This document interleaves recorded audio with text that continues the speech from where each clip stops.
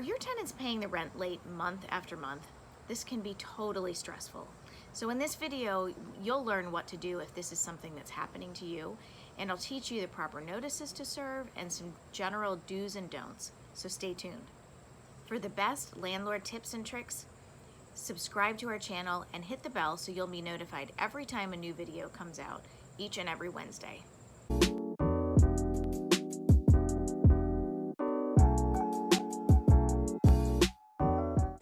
Does your tenant come up with excuses of why the rent is late? And worse than that, do you let them slide if that happens? That's definitely not a good thing to be doing.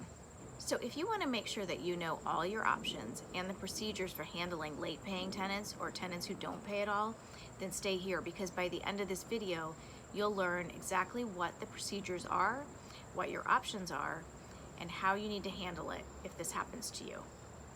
Hi, my name is Sue Richey, and I am the broker and the co-founder of Richey Property Management. We're a residential property management firm and real estate brokerage in the Northern Virginia area.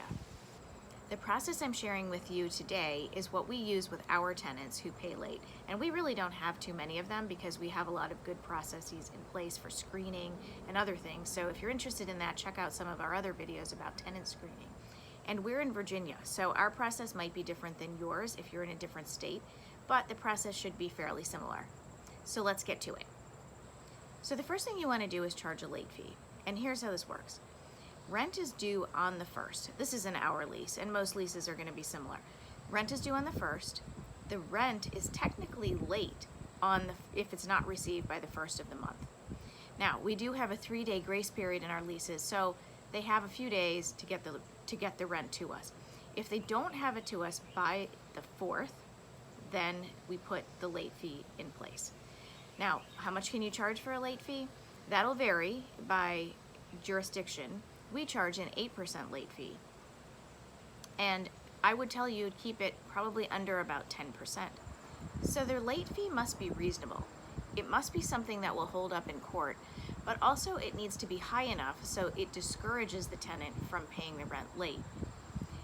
Typically, if you can keep that late fee under about 10% of the monthly rent, you should be okay. But again, you want to check. But you definitely want to have a late fee in place in your lease and spelled out correctly.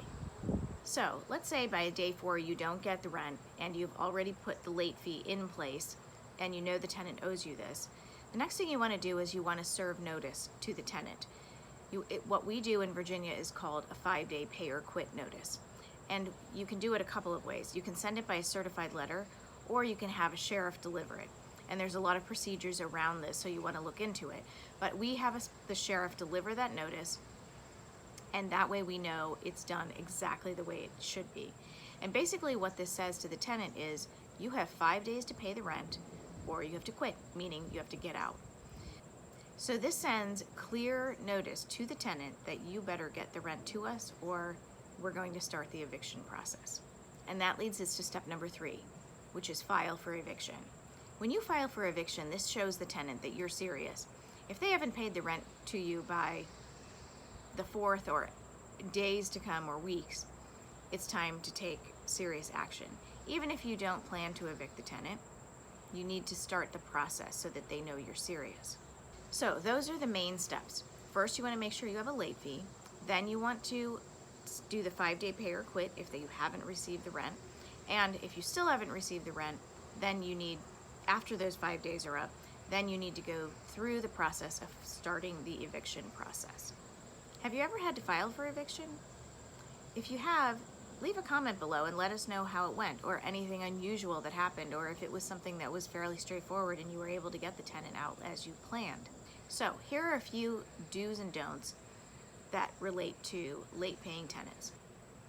So first of all, do be consistent in everything that you do. You want to treat each and every tenant the same way. Do serve the same notices, the same time, the same procedures every single time.